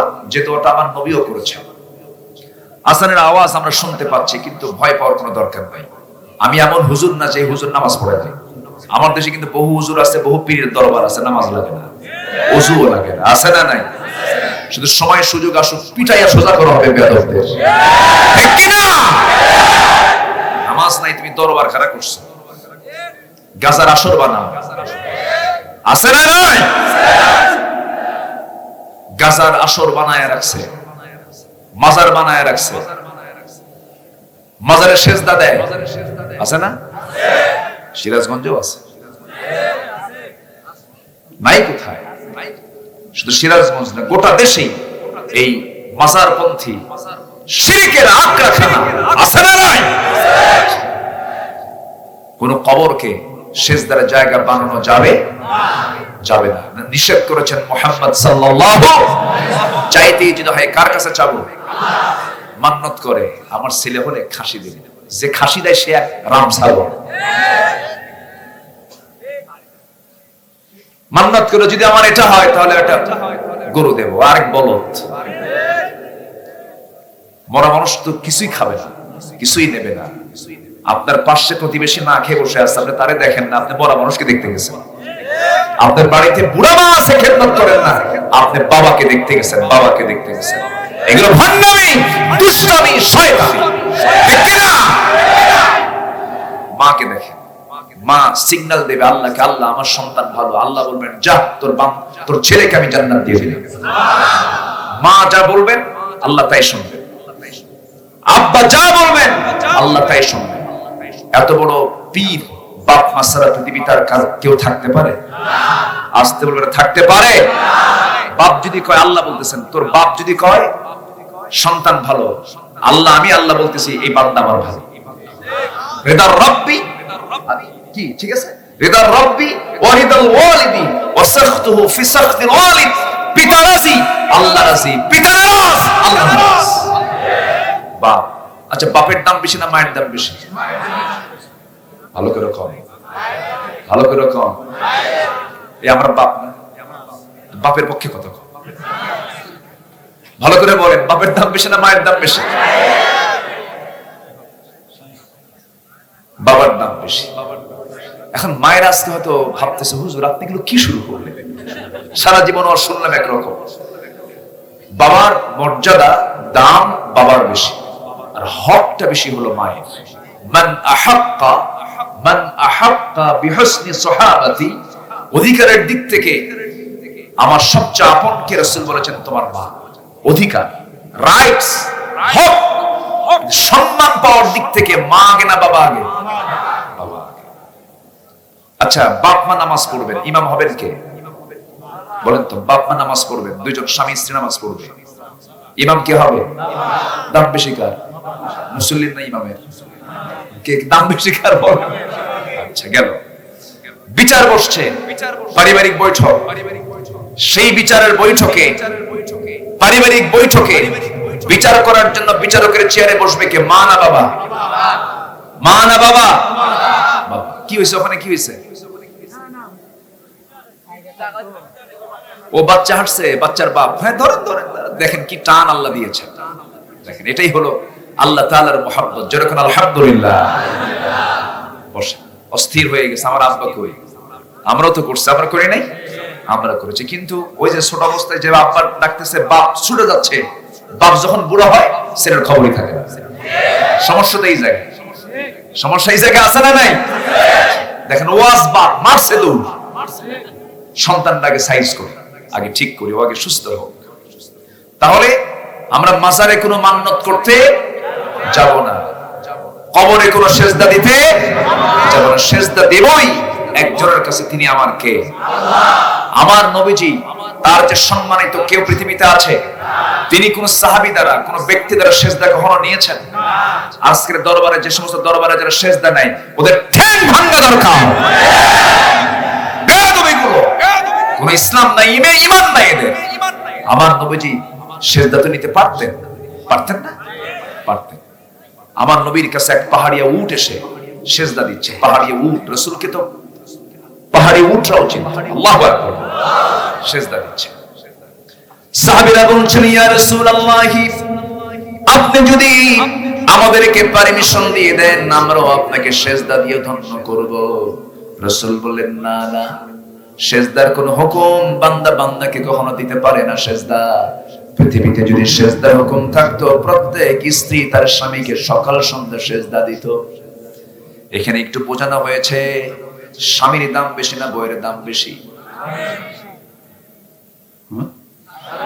এখন তো ঠিকই বলতেছে, কিন্তু না, এখানে দাম বেশি কম বেশির কথা বলা হয় না। হাদিস আবার এই কথা আসছে, যদি কোন স্ত্রী বলে আমার স্বামীটা ভালো, আল্লাহ বলবেন ওই বান্দাটা আমার ভালো। এখন বলেন, এখানে বিচারপতির দায়িত্ব পালন করতেছে কে? বলেন, বইয়ের দাম তো কম না? স্বামীর জায়গায় স্বামীর দাম, বইয়ের জায়গায় বইয়ের দাম। আল্লাহ তাআলা দুজনকে সম্মান দিয়েছেন, তবে যে কোনো একজনকে তো নেতা হতেই হবে। আর রিজালু কাওয়ামুনা আলান নিসা, নারীদের পরিচালক হবে পুরুষ মানুষ। ইমামতি করবে নারী না পুরুষ? পৃথিবীতে একজন নবী কোন নারী ছিলেন নাকি? নাই। আল্লাহ তাআলা যদি নারী নেতৃত্বকে যদি এলাও করতেন, তাহলে অন্তত একটা নবী আল্লাহ তাআলা নারীর মধ্যে পাঠাতেন, ঠিক কি না? তাহলে আমার বন্ধুগণ, স্বামীর দাম বেশি বলবো তা নয়, স্বামীর মর্যাদা আছে, বউয়ের মর্যাদা আছে। তবে আল্লাহ তাআলা পরিচালক হিসেবে সিলেকশন দিয়েছেন পুরুষকে। রাসূল বলেন, শোনো সাহাবীরা, সেজদার হুকুম কাউকে দেওয়া হয় না একমাত্র কে ছাড়া? আল্লাহ ছাড়া। আমার নবীজি মক্কার মাটিতে যখন দাওয়াতি কাজ বন্ধ করে ফেলে দিল কাফের মুশরিকরা, নবীজি দাওয়াতের জন্য তিনি অস্থির হয়ে গেছেন, আমি কাকে কালেমার দাওয়াত দেব। প্রাণ করলেন, তায়েফে গেলেন। যে তায়েফে আল্লাহ তাআলা আমাকে অসংখ্যবার নিয়েছেন, ওই তায়েফের মাটিতে আমি যতবার গিয়েছি ততবার আমি হাঁটতে নিয়ে বারবার খেয়াল করে চাহারে কোন জায়গা দিয়ে হাঁটতেছি, যে জায়গায় আমার নবীজির রক্ত পড়েছে, ওই তায়েফের মাটি রক্তে রঞ্জিত হয়েছে। আমার নবীজি তায়েফের ময়দানে যখন কালেমার দাওয়াত দিতে গেলেন, শুধু বলছেন কুলু লা ইলাহা ইল্লাল্লাহ, তোমরা লা ইলাহা ইল্লাল্লাহ বলো, তোমরা সফল হয়ে যাবে। তায়েফের সেই মুশরিকগুলো রাসূলকে চিনতে না পেরে বুড়া বুড়া নেতাগুলো যুবকদেরকে লেলিয়ে দিল। যুবকরা চোকা চোকা পাথর দিয়ে নবীজিকে মারতে মারতে মারতে মারতে দাঁড়িয়ে থাকে নবীকে তারা শোয়া ফেললো। রাসূল রক্তাক্ত হয়ে জমিনে পড়লেন, মাথা রক্তগুলো গড়ে গড়ে গিয়ে পায়ের জুতার তলার সঙ্গে পায়ের তলার জমাট বেঁধে গেল। নবীজি বেহুঁশ হয়ে পড়ে থাকলেন। জিবরাইল আমিন এসে বলছেন, ইয়া রাসূলুল্লাহ, যে তায়েফের মানুষ আপনাকে এত অত্যাচার করলো, নির্যাতন করলো, আপনি আমাকে শুধু অর্ডার দিয়ে দেন, দুই দিকের পাহাড় দিয়ে চাপ দিয়ে এই জাতিকে আমি শেষ করে ফেলবো। আল্লাহ তাআলা আমাকে পাঠিয়ে দিয়েছেন। আমার নবীজির হুঁশটা ফিরে আসার পরে বলছে, ভাই জিবরাইল, আমি মুসার মতো দোয়া করব না, আমি অন্যান্য নবীর মতো দোয়া করব, নূহের মতো দোয়া করব না। এরা না বুঝে আমাকে মেরেছে, আমি এদেরকে বিনা শর্তে আমি এদেরকে মাফ করে দিলাম। এরা বুঝে নাই, এরা জানে নাই। নবীজি এই কথা বলেই তিনি উঠবেন, কিন্তু হাঁটতে পারতেছেন না। জুতার তলার সঙ্গে পায়ের তলার জমাট বেঁধে গেছে, রাসূল টেনে টেনে খুলতে পারেন না। খুললে 3 দিন না খাওয়া। নবীজি একাধারে তায়েফের মদিনায় দাওয়াত দিতে এসে 3 দিন 3 রাত খেতে পারেন নাই। আর একাধারে 4 দিন 4 রাত পর্যন্ত খন্দকের যুদ্ধের পরীক্ষার সময় তিনি খেতে পারেন নাই। আমার নবীজি 3 দিন 3 রাত না খাওয়া। নবীজি একবার হুঁশ একবার বেহুঁশ। সেখান থেকে আস্তে করে দাঁড়ালেন, পিছনের দিকে তাকায় দেখেন কেউ নাই। এটা দৌড় মারলেন, সামনের দিকে তাকায় দেখেন একটা খেজুর বাগান, আঙ্গুর বাগান। আঙ্গুর বাগানের মধ্যে তিনি ঢুকে পড়লেন। আর মাথা কাজ করছে না, মাথা চক্কর মেরে তিনি পড়ে গেলেন, চিত হয়ে পড়ে থাকলেন। আঙ্গুর বাগানের একজন কেয়ারটেকার দূর থেকে রাসূলকে দেখতে পেয়ে আগে সামনের দিকে আগে এসে দেখে এত সুন্দর চেহারার একটা মানুষ রক্তে রঞ্জিত হয়ে আছে, সে তাকে চেনে না। সেই যুবকটা করলো কি, থোকা থোকা আঙ্গুর হাতের মধ্যে পেরে নিয়া চিপে চিপে মোটে 1 গ্লাস আঙ্গুরের রস নবীর হাতে তুলে দিয়ে বলে, ও যুবক, তুমি এটা পান করো, নচেত তুমি মরে যাবা। রক্তক্ষরণ হচ্ছে। নবীজি মুস্কি মুস্কি হাসি মেরে গ্লাস হাতের মধ্যে নিলেন, বিসমিল্লাহ বলে তিনি পান করলেন। মুস্কি হাসি মেরে যুবকের দিকে তাকায় রাসূল বলছেন, যুবক, তোমার নাম তো আদ্দাস। আমার নাম আদ্দাস। এই লোকটা জানলো কেমনে, চুপ করে শুনতেছে। রাসূল বলছেন, আদ্দাস, কি চিন্তা করো? আদ্দাস বলতেছি, আমার নাম আদ্দাস। তোমাকে বললো কে? তোমার সঙ্গে কোনোদিন দেখা নাই, কথা নাই, এই সংবাদ তোমাকে কে দিল? আমার নবীজি বলছেন, আদ্দাস, তুমি যে গ্রামে জন্মগ্রহণ করেছো সেই গ্রামের নাম হচ্ছে নিনুয়া নামক গ্রাম। আমার গ্রামের বাড়ি নিনুয়া, তোমাকে এটা কে বললো? এবার তিনি বলছেন, তোমার জন্ম যে গ্রামে, সেই গ্রামে জন্ম নিয়েছেন আল্লাহর পয়গম্বর ইউনূস আলাইহিস সালাতু ওয়াস সালাম। এবার বলছে, আল্লাহর পয়গম্বর ইউনূসের জন্ম এই গ্রামে, আমার গ্রামে, কে তোমাকে বললো? রাসূল এবার মুস্কি হাসি মেরে বলছেন, আব্বাস রে, একজন নবীর কাছে তো আর একজন নবীর খবর থাকতেই পারে। আব্বাসের বুঝতে দেরি হলো না। আব্বাস সঙ্গে সঙ্গে খ্রিস্টানি কায়দায় সে তখন ঠেলে দেবে, কিন্তু বাতিলের শক্তির কাছে কখনো মাথা নত করবে না। মুনাফিকদের চাল হচ্ছে তার উল্টা। মুনাফিকরা নামাজও পড়বে, বাতিলের সঙ্গে সৎ কথাও করবে। ইমানদার এমনটা করতে চায় না। ইমানদার জীবন দিয়ে দিবি। মুসা আলাইহিস সালাতু ওয়াস সালাম আল্লাহর কাছে দোয়া করছেন, কি দোয়া দেখেন? তিনি দোয়া করছেন, আল্লাহ তুমি আমাদের জন্য লিখে রাখো, আমাদের জন্য এটা বরাদ্দ করে দাও, তুমি আমাদের জন্য দুনিয়া হাসানা দিয়ে দাও, দুনিয়ার কল্যাণ দিয়ে দাও। উকতুব লানা ফি হাযিহি দুনিয়া হাসানা ওয়া ফিল আখিরাহ। জোরে বলুন আল্লাহু আকবার। ও আল্লাহ, তুমি আমাদের দুনিয়ার হাসানা দাও, আখিরাতের হাসানা দাও, দুনিয়ার কল্যাণ দাও, আখিরাতের কল্যাণ দাও। এই দোয়াটা আমার নবীও করেছেন, যারা পারেন ঠোঁট মিলিয়ে বলুন, রব্বানা আতিনা ফিদ দুনিয়া হাসানা ওয়া ফিল আখিরাতি হাসানাতাও ওয়া কিনা আযাবান নার। জোরে বলি আমিন, আরো জোরে আমিন। ঠিক মুসা আলাইহিস সালাতু ওয়াস সালাম এমনটাই দোয়া করলেন, আল্লাহ তোমার নির্ধারিত কল্যাণ আমরা দুনিয়াতেও চাই, আখিরাতেও চাই। আমরা তোমার নিকট প্রত্যাবর্তন করব, তোমার নিকট আমরা চলে যাচ্ছি তোমার কাছে। তবে আল্লাহ তাআলা বলছেন, আমার শাস্তি আমি যাকে ইচ্ছা তাকে দেব। এই ক্ষমতা কার? এই ক্ষমতা কার? যাকে ইচ্ছা তাকে দেব। তবে আল্লাহ তাআলা এখানে অফার দিচ্ছেন, আবার প্রস্তাব দিচ্ছেন, বান্দা ওই সমস্ত বান্দাগুলোকে আমি আমার রহমতের চাদর দিয়ে আবৃত করে রাখবো। যেরকম সুবহানাল্লাহ। আল্লাহ নিজে বলছেন, আমি আল্লাহ ওই সমস্ত বান্দাদেরকে আমি রহমত দিয়ে ধন্য করব, যাদের মধ্যে আমি 3টা গুণ পাবো। কয়টা গুণ বলেন? শুনবেন না? আলোচনার কিন্তু মূল পয়েন্ট কিন্তু এই জায়গায় পড়ে আছে। 3টা গুণ আমরা শিখে যাব। জোরে বলি ইনশাআল্লাহ, জোরে বলি ইনশাআল্লাহ। আমার ভাইয়েরা, আল্লাহ রাব্বুল আলামিন বলেন, আমার রহমত কার জন্য বরাদ্দ হবে? ফাসাকতুবুহা লিল্লাযীনা ইয়াত্তাকুনা ওয়া ইউতুনাস যাকাতা ওয়াল্লাযীনা হুম বিআয়াতিনা ইউমিনুন। জোরে বলুন আল্লাহু আকবার। নাম্বার 1 হলো, ওই সমস্ত বান্দার জন্য আমি রহমত দিয়ে তাদেরকে বেষ্টন করে রাখবো, ধন্য করব। নাম্বার 1 হলো, যারা মুত্তাকি হতে পেরেছে, যারা ভয় করতে পেরেছে। কাকে? আসতে বলবেন না, কাকে? নামাজ পড়বো আমরা কার ভয়ে? কার মহব্বতে? যাকাত দেব আমরা কার মহব্বতে? হারাম ছেড়ে দেব আমরা কাকে ভালোবেসে? সব তো আল্লাহ কেন্দ্রিক হতে হবে। জান্নাত পাওয়ার জন্য তো বেশি আমল লাগে না ভাই। এক সাহাবী এসে রাসূলকে বলেছেন, হুজুর আমি বেশি ওয়াজ শুনবো না, আমার একটু অল্প ওয়াজ শোনায় দেন। আছে না কিছু কিছু লোক আছে? রাসূল বলেন, জান্নাত তুমি পেতে চাও নাকি? হ্যাঁ পেতে চাই। হুজুর আমাকে সস্তা সামান্য শর্ট কিছু আমল আপনি শিখিয়ে দেন, আমি জান্নাত পেতে চাই। রাসূল বললেন, তুমি কি করো বলো তো? সাহাবী বলছেন, ইদা সাল্লাইতুল মাকতুবাত, আমি যদি 5 ওয়াক্ত নামাজ পড়ি, ওয়া সুমতু রমাদান, রমজান মাসের যদি রোজা রাখি, ওয়া হালালতুল হালাল ওয়া হারামতুল হারাম, আমি যদি হালালকে হালাল জেনে হালাল যদি গ্রহণ করি, হারামকে হারাম জেনে যদি হারামকে বর্জন করে চলি, আদখুলুল জান্নাহ ইয়া রাসূলুল্লাহ, আমি কি জান্নাত পাবো নাকি? রাসূল বলেন, নাম, তুমি জান্নাত পেয়ে যাবে। সাহাবী সঙ্গে সঙ্গে বলেন, আল্লাহ আযিদ আলা যালিকা শাইআন, আমি কখনো এই 4টা কাজের বেশি করব না। রাসূল বললেন, তুমি জান্নাতি যাও। সুবহানাল্লাহ। এই 4টা কাজ কি? এই সে কথা।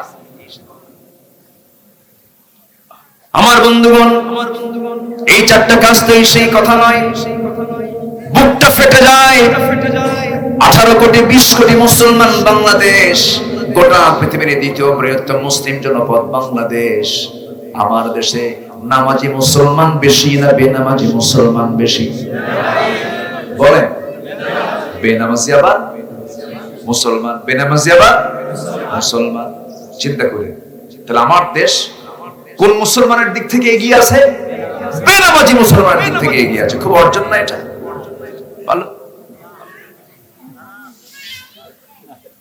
যদি প্রশ্ন করি আমার দেশে দাড়িওয়ালা মুসলমান বেশি না দাড়ি কাটা মুসলমান বেশি? বলেন, দাড়িওয়ালা বেশি না দাড়ি কাটা বেশি? দাড়ি কাটাই বেশি। দাড়ি রাখে কয়জন?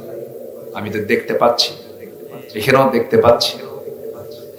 যদি প্রশ্ন করি আমার দেশে বিড়ি খাওয়া মুসলমান বেশি না বিড়ি ছাড়া মুসলমান বেশি? বলেন, বিড়ি খাওয়া বেশি। বিড়ি খাওয়া দেখে মনে হয় বিড়ি যেন এই দেশের জাতীয় খাবার। ভাত খায় 3 বার আর বিড়ি খায় আনলিমিটেড। ঠিক আছে না? যখন মন চায় তখনই এত বিড়ি খায়। রাত 3টার দিকে ঘুম ভেঙে গেছে, বিড়ি একখান লাগায় বলে ব্রেন ফ্রেশ করি। ব্রেন কি করি? ফ্রেশ করি, ওয়াশ করি। সকালবেলা বাথরুমে ঢুকতেছে, সেখানে বিড়ি লাগায়। না খেলে নাকি ওয়াশরুম হয় না। আছে না? আছে না? তাহলে মুসলমান বিড়ি বেশি খায়, দাড়ি রাখে না, নামাজ পড়ে না। যদি আরেকটা প্রশ্ন করি, এখানে যারা মুসলমান কোরআন শুনতে এসেছেন তাদেরকে আমি প্রশ্ন করব, কোরআন সহি করে পড়া মুসলমান বেশি না সহি করে পড়া মুসলমান কম? আমার দেশে বেশি না কম? কম। তাহলে সব দিক থেকে আমরা ইমানের যে গুণগত দিক, ইমানের যে মূলগত দিকগুলো আছে, সেই দিক থেকে আজকের দেশের আমার দেশের মুসলমান সেই দিক থেকে আমরা উন্নতির দিকে না অবনতির দিকে? উন্নতির অবনতি? অবনতি। তাহলে আদর্শ নাগরিক কি আমরা হতে পেরেছি? আসতে বলেন না পেরেছি? মসজিদে চোর আছে না নাই? মসজিদে ফ্যান চুরি হয়, আছে না? মসজিদে তালা মারা লাগে। চিন্তা, মসজিদ কার ঘর? তাও কি মারে? তালা তো মারার কথা ছিল না, মসজিদ তো খোলা থাকার কথা ছিল। মসজিদ আল্লাহর ঘর, আল্লাহর ঘর শুধু। আমি কি ভুল বলতেছি? আল্লাহর ঘর। আমার আপনার ঘর তো দূরেই থাকে। যে ঘরের নাম কার ঘর, সে ঘর কি মারা থাকে? ম্যাক্সিমাম মসজিদ, আমি তো মুসাফির আলাদা থাকি, মাগরিবের নামাজ হয়তো ওয়াক্ত শেষ হয়ে গেছে, নামাজটা পড়তে হবে, যাই দেখি তালা মারা। মানে নামাজ শেষ, তালা মারাও শেষ। এখন আপনি বলবেন কেমনে যে তালা মারলেন কেন? কুজুর, ফ্যান চুরি হলে কি করবে? ব্যাটারিও চুরি করে, চুরি করে। জুতা যদি নতুন হয় আর সেই জুতা যদি আপনি ধুইয়া যদি মসজিদের ভিতরে যান, নামাজই হবে না। টেনশন হবে, জুতা কিনলাম আছে তো। আমি কি ভুল বলতেছি? আমি মালদ্বীপ গেছি আজ থেকে আরো 14-15 বছর আগের কথা বলছি। মালদ্বীপ ছোট্ট একটা কয়েকশো দ্বীপ নিয়ে, অসংখ্য দ্বীপ নিয়ে একটা দ্বীপ রাষ্ট্র মালদ্বীপ, যে দেশের জনসংখ্যা হলো 4 থেকে 5 লাখ। আর ওই জায়গায় আমার দেশের লোক যায় থেকে 7 লাখ। আমার দেশ নাই কোথায়? সব জায়গায় আমার দেশের লোক আছে। তো সেন্ট্রাল মসজিদ আমার প্রোগ্রাম। তো আমার দেশে তো সিস্টেমই জুতা হাতে নিয়ে মসজিদের মধ্যে ঢুকে কোথাও রাখতে হয়। তো সে দেশে আবার এই সিস্টেমটা নাই। জুতা তো দেশে চুরি হয় না, পায়ের তলের জিনিস আবার চুরি হয়, একটু কল্পনাই করতে পারে না। তো জুতাটা আমি হাতে নিয়ে ভিতরে ঢুকতেছি, একজন আমার দিকে তাকায় আছে আজীব ভাবে, কেন জুতা নিয়ে, জুতাও কি নামাজ পড়বে নাকি? তায়েফে মাহফিল, মাগরিব থেকে এসা পর্যন্ত বয়ান করলাম, পরে শুনে একজনের জুতা নেই। ভাবলাম এই জুতা চোর এই দেশেও আছে। পরে জুতা চোর ধরা পড়ছে, মেড ইন বাংলাদেশ। কি কথা কি বুঝতেছেন? এই হচ্ছে আমার দেশ। কষ্ট পাচ্ছেন নাকি? বিধবা ভাতা, বিধবা ভাতার তালিকায় চেয়ারম্যানের বউ একটা। চেয়ারম্যান কিন্তু তাজা আছে, কিন্তু বউ কি কি ভাতা পাচ্ছে? চেয়ারম্যান জীবিত। এরকম রেকর্ড আমার দেশে আছে না নাই? আমরা কোথায় আছি বলেন তো? আমার দেশে মানুষ বেশি না চোর বেশি? তাই তো, নামাজই পড়ে না জানি। আমি আজকে দেখতে চাই এখানকার যত শ্রোতা আসছেন সবাই তো মুসলমান, ঠিক আছে না? অন্য ধর্মের লোক মনে হয় নাই বললেই চলে, থাকতেও পারে, 2-1 জন থাকতে পারে, হিন্দু বাইরে তো থাকেন। আমি কোটালী পাড়া মাহফিল ছিল কয়েকদিন আগে, সেখানে বললাম হিন্দু ভাই কয়জন আছে দেখি যে মাহফিলে মুসলমানের চেয়ে হিন্দুই বেশি। ভালো, এটা ইতিবাচক দিক। মুসলমানের পাশাপাশি অন্য ধর্মের লোকদের দিন বোঝার দরকার আছে না নাই? আমি আজকে দেখতে চাই আসরের নামাজ থেকে জীবনে আর এক ওয়াক্ত নামাজ ছাড়বো না। এই মাহফিল একটি ইতিহাস হয়ে যাবে আমাদের জন্য। আমরা যারা এসেছি জীবনে এক ওয়াক্ত নামাজ আমরা কখনো ছাড়বো না। এই এক ওয়াক্ত নামাজের শাস্তি হলো জাহান্নাম। কি বলেন তো? জাহান্নাম থেকে সবাই বাঁচতে চান না? এক ওয়াক্ত নামাজ আসান হয়ে গেছে, সবকিছু বন্ধ, সব বন্ধ। যেই কাজ করতে গিয়ে নামাজ হয় না সেই কাজ করাও হারাম। সে কাজ করা কি হারাম। নামাজ আমরা কেউ ছাড়বো না জাহান্নামকে ভয় করে। কারা কারা একটু হাত তুলে দেখেন তো দেখি।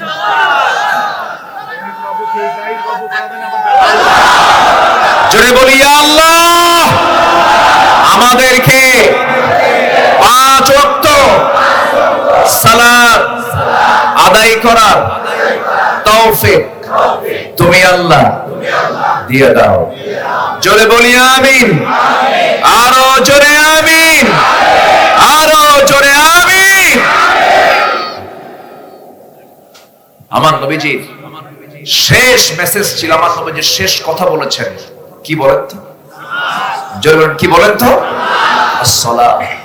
আম্মা জান আয়েশা বর্ণিত হাদিস, রাসূল যখন মারা যাবেন, মারা যাওয়ার আগ দিয়ে আম্মা জান আয়েশা বলেন আমি নিজেকে ধন্য মনে করি রাসূল তার শেষ নিঃশ্বাস ত্যাগ করেছেন আমি আয়েশা আমার কোলের উপরে মাথা রেখে, আমার উরুতে মাথা রেখে রাসূল মারা যাবেন।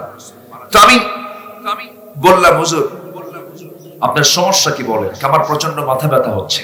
মাথায় পানি ঢেলে দিলাম, প্রচন্ড জ্বর, আমি জল পট্টি করে দিলাম। হঠাৎ করে রাসূল বলছেন আয়েশা মুখটা কেমন যেন একটু গন্ধ মনে হচ্ছে, একটু মেসওয়াক দেওয়া যায় কি? আমি উঠবো কেমন, আমার ভাইকে বললাম একটা মেসওয়াক উনি জোগাড় করলেন। মেসওয়াকটা আগে থেকে খুব শক্ত, আমি আয়েশা চাবায়া চাবায়া চাবায়া চাবায়া নরম করে নবীর হাতে তুলে দিলাম। আমার নবীজি মেসওয়াকটা হাতের মধ্যে নিয়া মুস্কে একটা হাসি মেরে আমার দিকে তাকায় তাকায় হাসি মেরে মেসওয়াক দিয়ে মেসওয়াক শুরু না করে আমার মুখের লেগে থাকা থুতুগুলো ওই মেসওয়াকের আগায় ছিল। সেই মেসওয়াকের আগায় লেগে থাকা থুতুগুলো নবীজি চুষি চুষি পান করছেন আর বলছেন আয়েশা আমার গায়ে কোনো শক্তি নাই, আমি মনে হয় দুনিয়া থেকে বিদায় নেব। আয়েশা এতটুকু মোহাব্বত আমি তোমাকে দেখালাম, আমি তোমাকে দারুণ ভালোবাসি। আমার নবীজি মেসওয়াক শুরু করে মুখটা পরিষ্কার করে ফেললেন। আয়েশা আমি দুনিয়া থেকে বিদায় নেব, আমার কলিজার টুকরা ফাতিমা কোথায়? ফাতিমাকে ডেকে পাঠানো হলো। ফাতিমার সামনে হাজির। রাসূল বলছেন ফাতিমা চোখের পানি তুই আর ফালাস না রে, খুব বড় কষ্ট হয়, আমার কাছে চলে আয়। কানের মধ্যে মুখ ঢুকিয়ে বলছে ফাতিমা আমি মনে হয় বাঁচবো না, চিন্তা করিস না, সারা জীবন তোকে আমি কাছে কাছে রেখেছি, আমার ছায়ায় রেখেছি, আমিও দুনিয়া থেকে বিদায় হব, আমার মৃত্যুর পর তুই দুনিয়া থেকে বিদায় হবি, কবরের জিন্দেগিতে তোর সঙ্গে আমার প্রথম সাক্ষাৎ হয়ে যাবে। ফাতিমা ফাতিমার হাসি কান্না বন্ধ হয়ে গেছে। মৃত্যুর কথা শুনলে মানুষ ভয় পায়, ফাতিমা মৃত্যুর কথা শুনে তিনি হাসতেছেন। নবীজি ফাতিমাকে বিদায় দিলেন। নবীজি দুনিয়া থেকে বিদায় নেবেন। আম্মা জান আয়েশা বর্ণিত হাদিস, আমার নবীজি আম্মা জান আয়েশা আমার উরুতে মাথা রেখে বসেন। এমন সময় বলতেছেন আয়েশা আমার মৃত্যুর সময় বুঝে ঘনিয়ে আসছে, মালাকুল মউত চলে আসবে, যখন তখন আমার জান কবজ হয়ে যাবে, আমি দুনিয়া থেকে বিদায় নিয়ে নেব।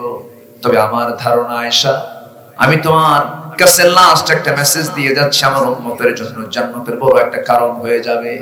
আমার উম্মতরা যেন অন্তত কখনো 5 ওয়াক্ত নামাজ না ছেড়ে দেয়। আম্মা জান আয়েশা বলছেন ইয়া রাসূলুল্লাহ আপনি আমার জন্য একটু দোয়া করেন। আমার নবীজি দোয়া করছেন আল্লাহ তুমি আয়েশার আগের পরের সমস্ত গুনাহগুলোকে maaf করে দাও। আমার নবীজির এই দোয়া শুনে আম্মা জান আয়েশা বলছেন ইয়া রাসূলুল্লাহ আমি আজকে জীবনের সবচেয়ে বেশি আনন্দ পেয়েছি, আপনি আমার জন্য এমনটা দোয়া করেছেন, আপনার দোয়া তো আল্লাহ কবুল করবেন। রাসূল বলছেন আয়েশা রে এই দোয়া শুধু আমি তোমার জন্য করি না, আমার গোটা উম্মতের জন্য এই দোয়াটাই করি। আমার আপনার জন্য রাসূল দোয়া করেছেন আল্লাহ আমার উম্মতের আগের পরের সমস্ত গুনাহ তুমি আল্লাহ maaf করে দাও। এই জন্য আমার বন্ধুগণ অন্তত জান্নাতে যাওয়ার জন্য কয় ওয়াক্ত নামাজ দরকার বলেন? কেউ কি ছাড়বো আমরা? আল্লাহ কবুল করো, আল্লাহ কবুল করো, আল্লাহ কবুল করো।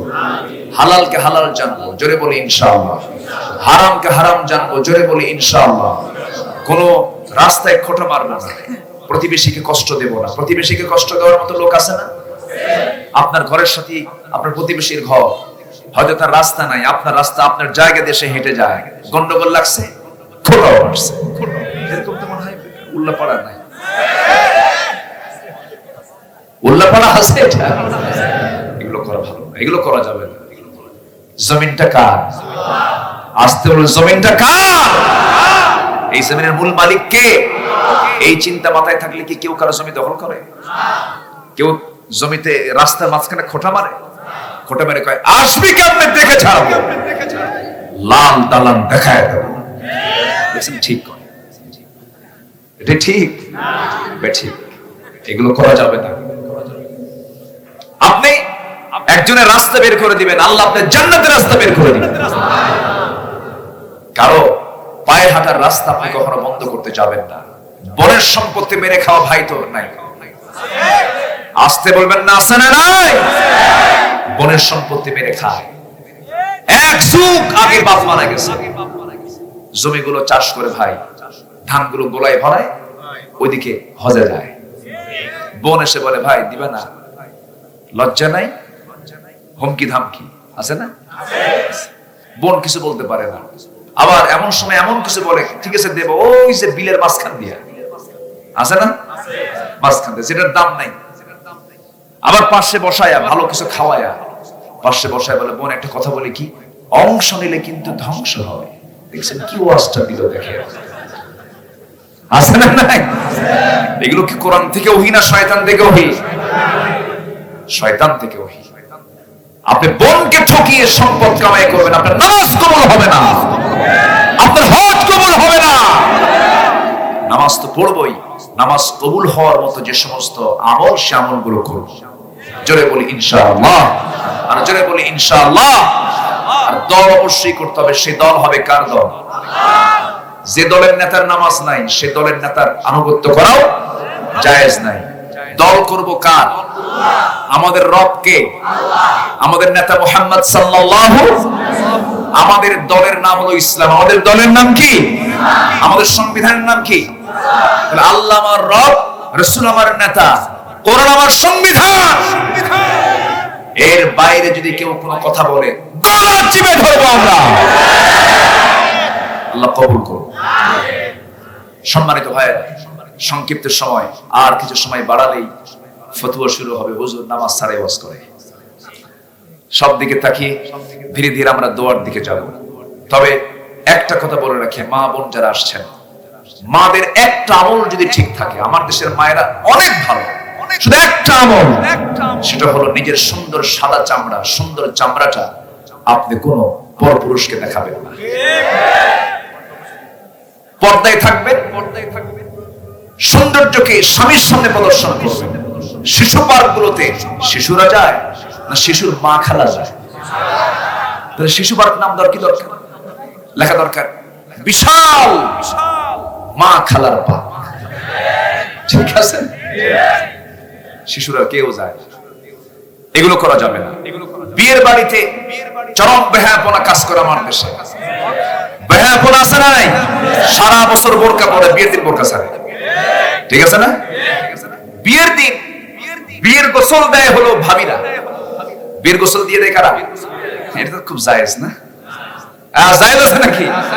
ভাবিরা গোসল দেয়। আর অথচ স্বামী যদি মারা যায়, স্ত্রীকে গোসল করতে দেয় না। আছে না? স্ত্রী গোসল করতে পারবে না, আসতে পারে না। জায়েজ কাজ না জায়েজ বানায়। আর বিয়ের দিন অজায়েজকে জায়েজ বানায়। গোসল দেয় ভাবিরা, ভাবি গোসল দেয় আর ইয়ার কি করে, গোসল করাচ্ছে। যখন নাউজুবিল্লাহ বললাম না, বেশি কিছু বললাম না, যুবকরা এমনি বুঝে গেছে। বিয়ে করলেন আপনি, আর বিয়ের অনুষ্ঠানে আপনার হাত ধুয়ে দেবে আপনার স্বামী। আছে না? মানে ওই যে জিনিস কিনলে নাকি কিসের সাথে কি ফ্রি পায়, ওই যে বালতির সাথে কি ফ্রি, বইয়ের সাথে, এটা বলা হারাম, এটা বলা যাবে না। যারা শালিকা আছেন তারাও সাবধান হবেন। যে দুলাভাই আপনাকে হুন্ডায় তুলতে নেবে, হুন্ডায় উঠবেন না। হুন্ডায় চড়া শালি আছে না নাই? দুলাভাই যখন বলছে না হলে কেমন হয়, না উঠলে ওঠে, একটু পিছনেই ওঠে, মাঝখানে গ্যাপ রাখে যেন গায়ের সঙ্গে গা না লাগে। কিন্তু সামনে যায় দুলাভাই এমন ব্রেক মারে, গ্যাপ পুরো। যেরকম নাউজুবিল্লাহ, এগুলো করা যাবে না। তাহলে বিয়ে করলেন আপনি, আর বিয়ের অনুষ্ঠানে আপনার হাত ধুয়ে দেবে আপনার শালী, এটা কি জায়েজ? বউকে কোলে করে ঘরে নিয়ে যাবে আপনার ছোট ভাই, আছে নাকি বলেন? আছে না? মানে দেব, এগুলো হারাম। এগুলো কি হারাম? বিয়ের সাথে, বিয়ের সম্পর্ক হলো যৌবনের সাথে, ক্যারিয়ারের সাথে নয়। অনেকে বলে ক্যারিয়ার আগে গঠন করো, ক্যারিয়ার গঠন করতে করতে দাড়ি পেকে শেষ। বিয়ের সম্পর্ক ক্যারিয়ারের সাথে না যৌবনের সাথে। যুবকরা সব বন্ধ করে বিয়ে করো, আব্বাকে বলবা বিয়ে করো। দেখছেন যুবকরা বিয়ে করার জন্য কি প্রস্তুত? বুড়ো চাচাও কয় ঠিক।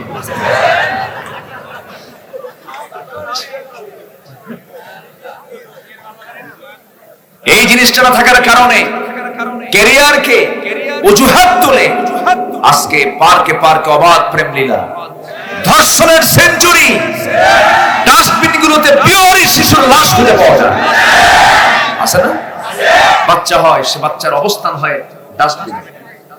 কেন? এগুলো কি আমরা দেখতে চাই? আমরা সম্পর্ক দেখতে চাই অবৈধ না বৈধ? পিছনের দরজা না সামনের দরজা? লুকালুকি করো না, গোপন গোপন অকাম কুকাম করো না, এগুলো লস। শুধু ফুসকাওয়ালা আল্লাহ আর চুরি ফিকাওয়ালা আল্লাহ, এগুলো বাদ দাও। এই নোংরাম এগুলো বাদ দিয়ে যৌবনকে সুন্দর পন্থায় কাজে লাগাও। বরকত দিবেন কে? আল্লাহ। বরকত দিবেন কে?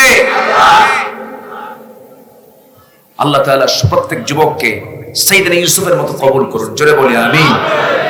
পর্দা শুধু মেয়েদের জন্য না, পুরুষের জন্য আছে? প্রথম পর্দা হুকুম করেছেন নারীর জন্য না পর্দা পুরুষের জন্য? পুরুষের জন্য। আল্লাহ তাআলা প্রথমে পুরুষকে পর্দা করতে বলছে, বোরকা পরে না,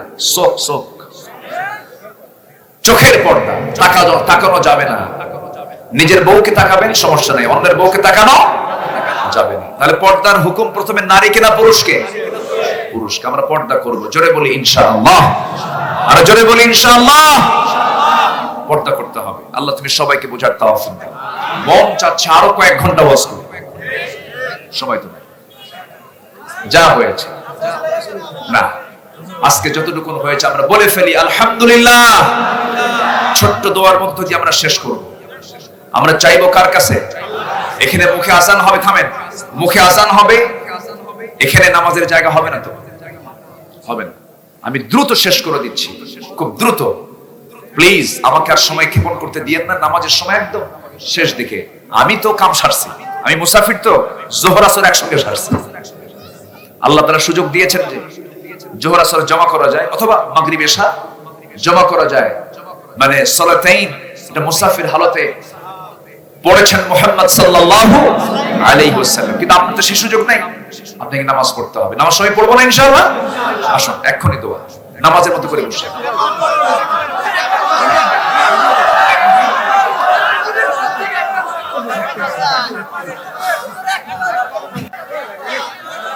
সে কোন বন্ধু বলো বেশি বিশ্বস্ত? সে কোন বন্ধু বলো বেশি বিশ্বস্ত? কার কাছে সব কথা বলা যায়, কার কাছে মন খুলে দেয়া যায়, হওয়া যায় বেশি আশ্বস্ত? তার নাম আহমদ, বড় বিশ্বস্ত। আহমদ বড় বিশ্বস্ত, ঠিক কিনা? যে জন কখনো ব্যথা দিতে জানে না, যে জনকে বলি মুছে দেয় বেদনা, হৃদয়ের হাহাকার আপন করে নিতে আর কারবো এত প্রশস্ত। তার নাম আহমদ, বড় বিশ্বস্ত। আহমদ বড় বিশ্বস্ত, আহমদ বড় বিশ্বস্ত।